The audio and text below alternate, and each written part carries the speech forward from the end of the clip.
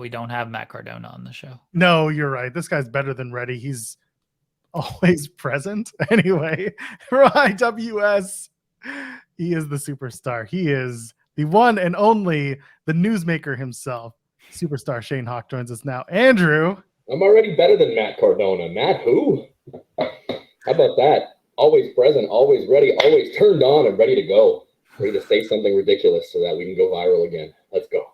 Well, let's talk about that. Your last time on here, you said a few things that got you first of all got people talking, but also got you a few more conversations to elaborate on. Let's recap. Yeah, a little recap what I said. Go ahead.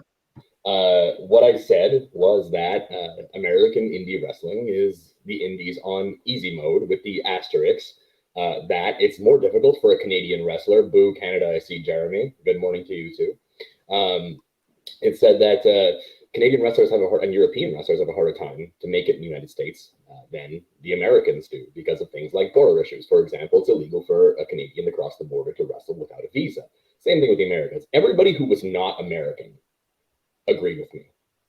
Even most Americans agreed with me. However, there were some people, Alec Kane of MLW fame, for one of them, who was quite upset. And they were like, "Oh, you should work my loops that I did," and that they were upset that I said these things. And at no point did I say the talent level is off. I didn't say that you're bad at wrestling or that the American indie wrestlers are as bad. The Canadian wrestlers are better. It's true, but I didn't say that. What I said was there are hurdles in place that the Canadian indie scene has to face. The Americans don't. Stuff like currency imbalance, right? I mean, it costs us double to go down there than it costs them to come up here. We can't bring merch across the border, for example, because if they find your bag with merch, you're fucked. You're going to get a 5-year ban just for one time, right? Americans can do that, no problem. Gas prices. You seen the price of gas? Gas ain't cheap these days, boys. I'll tell you. And, various other things like that. Citizenship, border issues, border delays. As a Canadian, you can experience 2 to 3 hours at the border as you're being grilled. You can be put into a cell and all these things. And Americans just like, yep, I'm coming up and I smoke weed. And they're like, okay, no problem. Have a good one. Go wrestle, boys. Have you had those type of border issues before in your experience going across? Yeah, for sure. Yeah, I have. There was a clip that went viral recently of the Kevin Steen show with the Smash Brothers looking very young, about how one time Lufisto was in the car and we got turned around for that reason. And that absolutely happened. I've been denied entry many, many times. Friends of mine have literally been arrested and put into cells. And then somebody that I will not mention his name because I'm not going to blow up his border spot, that's for sure. But he got arrested, put into a cell, and was only able to be released because no lawyers were present at the time. That's it. That's the only reason, just for going to wrestle. So I don't think that I was wrong in what I said. I think that there's no debate about it, but apparently to spark this massive debate. So today I'm going to say something else controversial, and we're going to clip the caveat away again, so that only the controversial part stays, and then we're gonna get those outrage clicks, boys. As I said in my title header here, gonna say something controversial. I got something in the chamber though. I do. Oh, I guess we have to lead and find out how we get there to bait that headline out of you. I appreciate it. Was easier to be an independent pro wrestler 20 years ago. And as somebody who has wrestled, I just celebrated my 20th anniversary in pro wrestling. Pro wrestlers 20 years ago could not hold a candle to how much work is necessary these days in the business. All right, here's why. So that's where our headline is. I say that the wrestlers from 20 years ago did not have to put in nearly as much work as wrestlers of this generation. There's our headline. Jim Cornette's going to get very upset. Now, also, fuck you, Eric Bischoff. Let's do that too. We're just going to go for it. YOLO. John Alba's going to come on and probably have a retort in about sure. Come on, Matt Cardona. I already called you out. Say something, you coward. Actually, he was really nice every time I met him, so I can't really talk shit about Matt Cardona. But here's what I mean by that, okay? Now, 20 years ago, indie wrestling, one, performance enhancing business, yes? But there were a lot fewer spots in pro wrestling, and therefore the people who were kind of like at the cream are always like kind of centered around it and didn't have as much time piercing the bubble because they didn't have as much competition as they did now. Here's what I mean by that. With the advent of social media and the global expansion of pro wrestling, there are so many people, so many talented pro wrestlers that want to be independent pro wrestlers to the point where being a good wrestler is not enough to get bookings anymore. It doesn't matter if you're just a good wrestler. If you're just a good wrestler, you just started to practice the custom. The level of talent has increased so significantly. Here's another thing. Now audiences are overexposed to wrestling. There's a million wrestlings out there. You can watch wrestling every day of the week, all day, every day, and still not get through the weekly content, right? Back then, you just had local TV to do. And even then, you didn't have to promote yourself. These days, wrestlers need to have a sales degree, a marketing degree. They need to know how to do shipping. They need to know all these social media platforms. They need to have like a degree in programming. We got to learn AI or else we're going to be obsolete in 10 years. All this stuff, you have access to all this knowledge and wealth of information with the internet and all of that, right? There's too much. It's like there's just too much. You know when you have like too many choices and you never pick one because you have so many of them? Well, that wasn't the case 20 years ago when I started. 20 years ago, I could just jump into a car, ride down to a show, help set up. Nobody else would be there because there wasn't as many people in wrestling, right? And then you could like make a headlock a finish because audiences weren't used to seeing several destroyers. Now, whether or not that's a good or bad thing is debatable, and I'd be happy to have that conversation. But I can say it was easier as an in-ring performer to get spots in wrestling 20 years ago. Look at the jobbers they used to have on like Saturday night, or these aren't body guys. Are we seeing some of these people that used to like get regular job spots? Like they're getting paid on average, these ham and eggers, right? They have no gimmick, zero gimmick. They don't have to promote themselves because the promoter does it for them, right? You can't do that now. You have to be a proven commodity to get paid now, right? So you got to come up with it. These guys are just like coming out there in black trunks. They're 5'0" nothing. They're not in shape, and they're on national TV, right? But now if we have Orange Cassidy who has 30 matches, that's not enough. Crazy to me. Crazy to me. Yeah, I took a shot at you, Jeremy. What's up? So Take a shot at everybody. So I want to bring this up because part of this conversation isn't foreign to me because you and I, Shayne, Andrew, however we're gonna talk to each other today, it doesn't matter. Yeah. We talked about an interview, and Jeremy, you saw the same one with Honky Tonk Man, and it was a really quick one where he talked about whether or not he would work the indies, and you and I were talking, Andrew, about the idea that, you know, wrestlers today are not built the same as the ones from Honky Tonk Man's era. He was saying that they were safer back then. Mm-hmm. To somewhat to my surprise, you agreed with me, and we kind of went down this track here.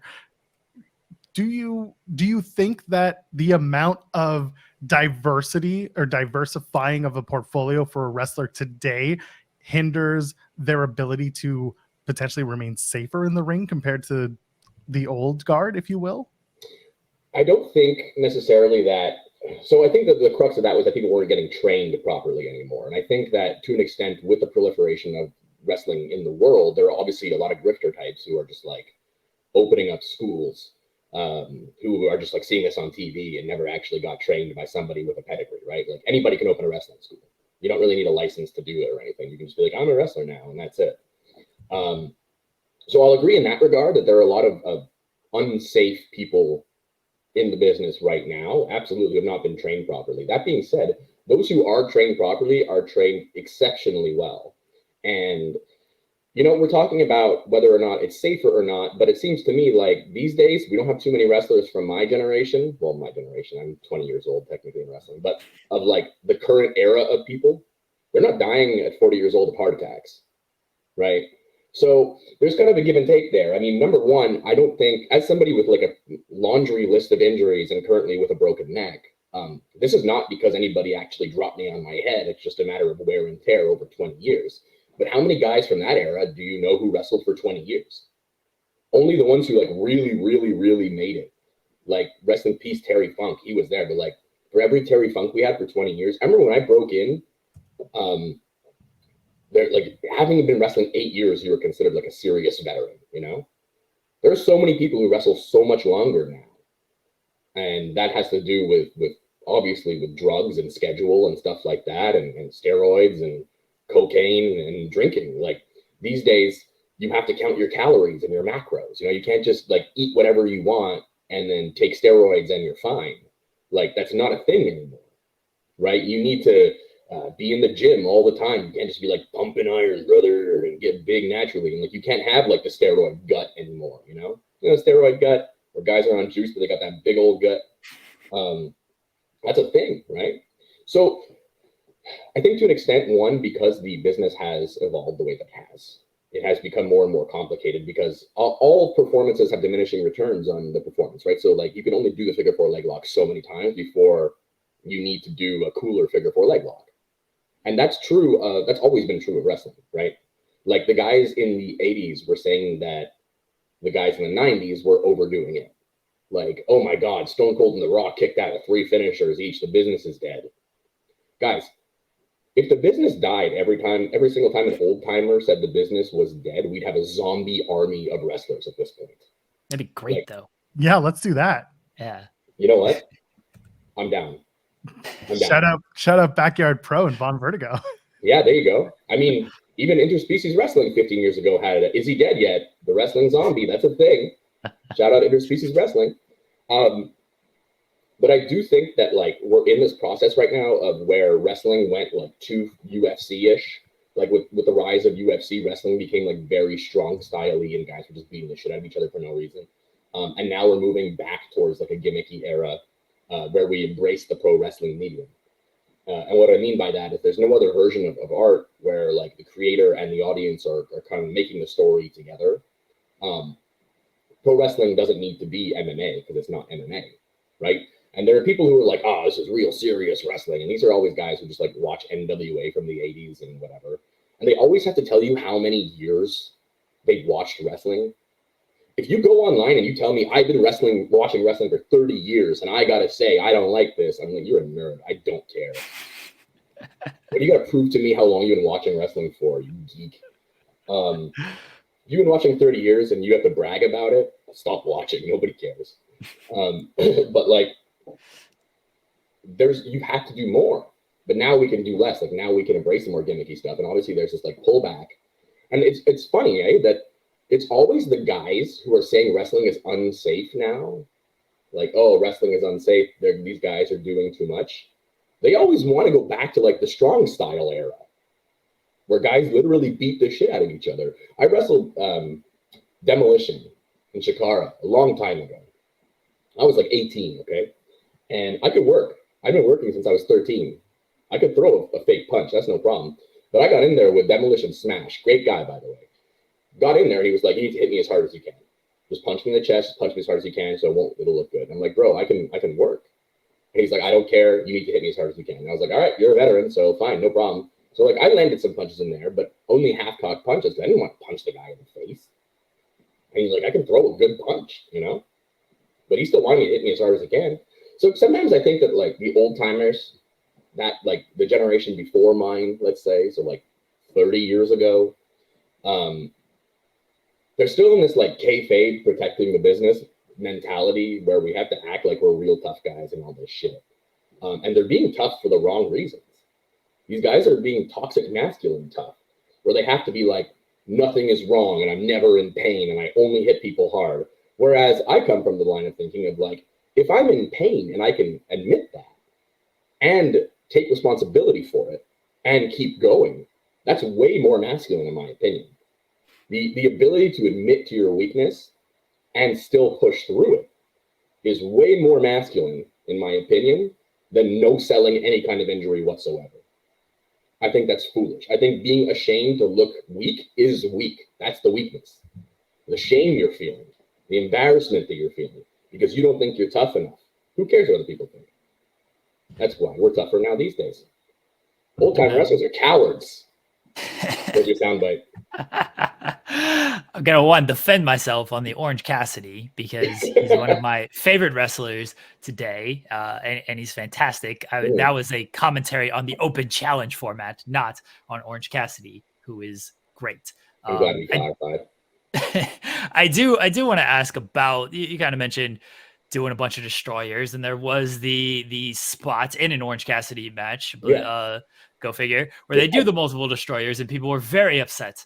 Very upset. Yes. I'm of the mind of, like, at this point, who cares? Like, we've kind of seen it all. But as a wrestler, like, is it sometimes too much of, like, yeah, let's go? Because you do hear a lot of wrestlers say this, like, go out there, do what's the next crazy thing you're gonna do? And a lot of people are just like, hey, how about you just grab a hold, kid, and then get him to care in that manner. I jokingly tweeted John Cena just did a punch, and look, John Cena's on a different level than everybody else when it comes to superstardom. But John Cena does a punch and the crowd just goes insane of, like, look at what John Cena has done. Meanwhile, you got these guys doing out there doing 450 gainers and, like, oh, okay, this is awesome. Like, that's a good line from The Office. Gainers. I had no problem with it. Wrestling is everything. Wrestling is nothing at the same time. There's no definition of wrestling. Like, if you can get over with a punch, great. If you can get over with 17 million destroyers, great. As long as it's safe and it's making money, who gives a shit? Why do I gotta police what other people like? Just like what you like and enjoy what other people like. Who cares? And clearly they can do it. And if they can do it, go for it. Bro, it is fucking fake. It is storytelling. Come on. Are you joking me? Destroyers aren't even dangerous. Like, if you think a destroyer is dangerous, you've never taken a destroyer. It's all a guy taking the move. Yeah, it looks like it hurts the guy doing it more because you're landing on your hip and your ass. Yeah, your ass gets broken. You don't actually land on your head, you fucking morons. But, like, the Orange Cassidy deal, I think, is a good... And I love Orange Cassidy, even though he completely broke my shoulder in 2018. I always have to plug that because he gave me beach break off the top and forgot to tell me to hold his waist. And so... I landed, I remember looking at the mat like, oh shit, turn, and my shoulder died. But that was like 15 years ago. Anyway, I think that the Orange Cassidy experiment is really, really kind of like showing the shift in consciousness of the average professional wrestling, not viewer, but like fan in general. It's a real like old school versus new school mentality. I think that his laissez-faire attitude and the blaseness speaks a lot to the current climate of the world right now. I think a lot of us are just kind of like, fuck it, the world's on fire, let's just whatever, who cares, you know? I love that. I love that he eventually gets so fed up with not caring that he cares and attacks people, that kind of stuff, you know? I love the person, the guy, Orange Cassidy, great guy. And I think that, like, wrestling has always been a 3-ring circus, and there's always been something for everybody. So yes, John Cena can hit a punch and get a pop, and then we can also have Orange Cassidy and Penta doing dueling destroyers. And do we have, like, it shouldn't be a whole show of dueling destroyers, right? But if that's one spot in one match in a 2-hour, 3-hour event, well, if you go to the circus, and you don't like the animals, you go see the clowns. If you don't like the clowns, you go see the whatever, you know? You don't have to like every single thing because not all wrestling is for you. Wrestling is for the most diverse market possible, right? Wrestlers play to an audience of like worldwide people now. It's not just local TV in Georgia where you just have to do Georgia shit, right? Like, it's worldwide. WWE just did an India show. That was unheard of back in the day. But when we're in India, we're going to do India things. Great. Like, it's good that there's wrestling for everybody. And if you're the kind of wrestling fan who likes multiple destroyers, then good, you have wrestling for you. If you don't like that, you don't have to watch it. It's really that simple. There's this thing called a remote control. Well, let's talk about people taking the remote controls and turning on your territory. Let's talk about IWS. Yeah, baby. I got a big show, Know Your Enemies, Saturday, September 16th. It's going to be at Bay Mathieu if you're going to be in Montreal. That's right. If you're not, you can watch live on Fight Plus. That's right. We're on Fight Plus now, boys. Thank you for grabbing that. That plug as I was about to put it in, you just took it. I have to. I know all my plugs off by heart from hosting the show for so long. Make sure you check us out, IWS Hardcore, on every single platform. That's right. And we have tons of clips for free on YouTube. I'd like to thank our sponsor. Anyway, continue. there are a few matches that I definitely want to spotlight. The first one, there's a little triple threat coming up. Little triple threat, boys. Let's talk about this. So Alex May is going to take on Matt Viviani, who has suddenly, not surprisingly, become a favorite of mine. And of course, PCP crazy effing Manny, someone that is near and dear to Jeremy Lambert's heart. They did an interview with Manny over on the main Fightful channel on the Spotlight. How do we get to this match? And also, like, how bonkers is this going to be? Because these three men are very, very different people. Is it the most ridiculous thing ever or what? Like, this is just like, this was a curveball match. And this is how this came to be. So Viviani throws out the open challenge, and I was like, oh, Alex Mace would be good for that. And then Manny was joking, like he does. It was like, oh, maybe I'll answer Viviani's open challenge. And he was just joking about it. And then I was like, you know the meme where the girl's like, And I was like, wait a minute. That would be fun. Like, let's do this. And with like a week of notice, I was like, Manny, you're wrestling on the show. And he was like, can I just be retired already? I was like, no, you cannot. I have to pull you back in. It's going to be nutty. It's going to be bonkers. Because like Matty is this like old school territory style heel, right? Like he's a former backyard legend, that being said. I don't know if you guys know this, but Matt Viviani was from CHW, which was a very famous backyard fed. And their clip got played on in Molly's Game, the movie that was in theaters. I didn't realize. Obviously, he is a mainstream movie star. Then we have Alex Mays, who just performed at Effie's Big Gay Brunch and tore the house down. Festive firework, flippy dude, awesome. Then you have PCP Manny, who cut his ear off against Nick Gage. So what's going to happen? Only one way to find out. You have to come see. I know it's good. Like, I've been speaking to all the guys, and I'm like, I know that when we announced it, Alex Mays had not been informed yet and was just like freaking out, not pleased. And I was like, bro, it's fine, don't worry. Viviani was stoked, though. Viviani was real happy. He was like, oh, yeah, shit, we're going to do, like, light tubes. And I was like, nah, man, we're not, like, it's not fans bring the weapons. There will be hardcore, obviously. It's a Manny match. So I'm certain there will be copious amounts of blood. Not sure what body part he will lose this time, but it might be one of them. He has lots of body parts, but hey. The last two entering the weapons he did, one he like sliced his hand open and couldn't use his hand for like weeks, and the other one he cut his ear off. So if you'd like to buy PCP Manny ear replicas, they are available at the merch table. There they are. Yeah. We'll sign them for you. Yeah. Wait a second, is this a real thing? There are ear replicas? No, but I did want them. I did genuinely look into them. I wanted to get candy ears made so that you could eat Manny's ear. But logistically, they were too expensive to make happen.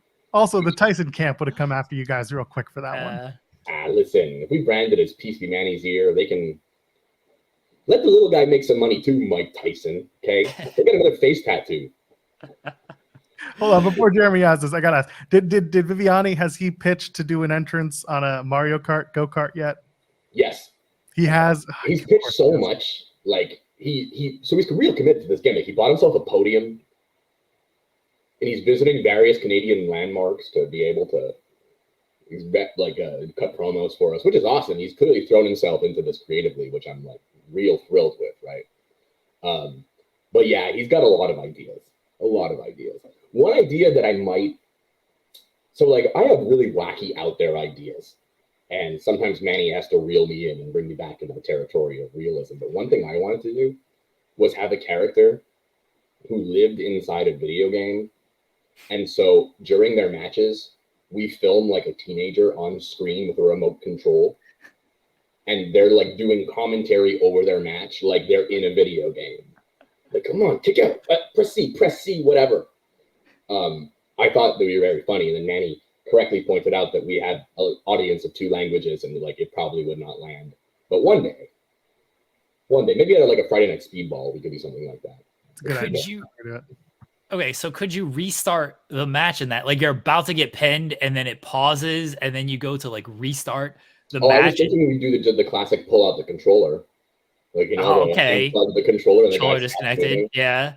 That one's good. I did a spot with that with Evil Uno in Shikara way back in the day where we're wrestling, and then I bring him to the outside of the ring. He tries to punch me and I pause him. He used to have a pause thing on his tights. And then I brought him out and asked for a count out. Now in Shikara back in the day, there was like a 20 count. So the ref had to count to 20, but we didn't wise up anybody backstage to what we were doing. So Quack sent, I think it was Gulak or somebody out to unpause Uno so he could get back into the ring. But we wanted the count out finish. So we unpaused him and we're like, oh shit, what do we do? Uno freaks out, gets into the ring, and I give him a shoot takedown, pause him, and pin him again, because that's all I came up with, 1, 2, 3. But then he couldn't move.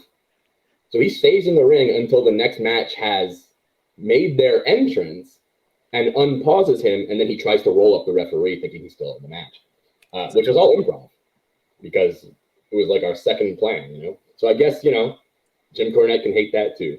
There you go. No destroyers in the match, though, so there's that. That worked out. I like how crazy effing Manny, PCP Manny, has to reel you in on ideas. Absolutely. All the time. I'm a comic book guy, right? Shout out to Andy Belanche, who's currently working on our 2 next books. One of them for a video game and another one that I've been working on. Here's a scoop for you guys. I am in production right now is a graphic novel called Professional Wrestling Match Structure, an Illustrated Guide. And I have written my match structure seminar into a comic book. It's going to be about 32 pages. It'll be on Kickstarter in about 6 months or so. But make sure you check it out. We'll do another In the Weeds then for funsies. But I'm a comic book guy. Like, I was all about the wacky Shikara shit of, like, pausing evil Uno and all that stuff, right? Not everybody likes it. Like we said before, right? Like, not everybody likes that wacky shit. They want to see blood and chairs and all this business. And that's fine by me. That's another thing. It's like, I know that the audience doesn't necessarily like what I like, and it's my job to serve the audience. It's my job as a pro wrestler to give them their money's worth. These people are literally paying hours of their lives to come watch us play fight in our underwear. The least I can do is give them a good show, something they want to see and not what I think is cool. And I think that philosophy kind of applies to IWS in general. Like, we don't do what we just think is cool. We try to listen to the audience as much as we can. Like, if you'll see me at shows, I will like literally be talking to fans, asking them what they liked, what they didn't like. It's real grassroots where, like, hey, do you like these people? And I do find that the audience in the IWS really does let us know who they like and who they don't like. I'm a fan of saying there are no faces and heels in IWS. It's just how the crowd decides to react that day. It's worked out pretty well for us so far. Worked out pretty well. And now we're on the Fight Plus, right? We got our next show, September 16th, May Mathieu. Other matches, Benjamin Tull against Carl Jepsen, real talented up-and-comer. 2 big boys. Meat is on the menu.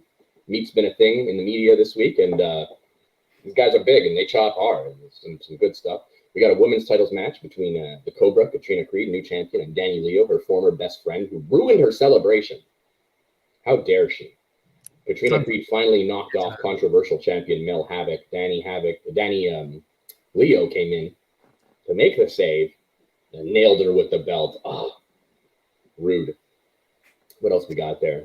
James Stone versus Ben Ortmans, 2 really talented Canadian veterans, both with a solid 20 years experience behind their belt. And I don't think they've ever actually had singles.